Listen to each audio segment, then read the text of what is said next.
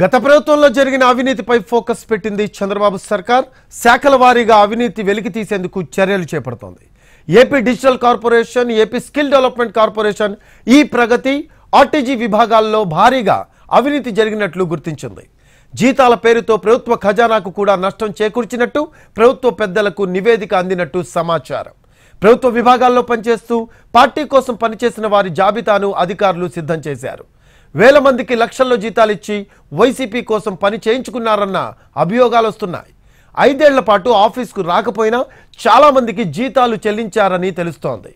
అడ్డగోలు నియామకాలు, అటెండెన్స్ వివరాలను సేకరిస్తున్నారు అధికారులు. అర్హత లేకున్నా కొందరిని నియమించుకున్నారన్న సమాచారమూ ఉంది. నియామక పత్రాలు, అర్హత డాక్యుమెంట్లపై దర్యాప్తు చేయనుంది టీడీపీ ప్రభుత్వం.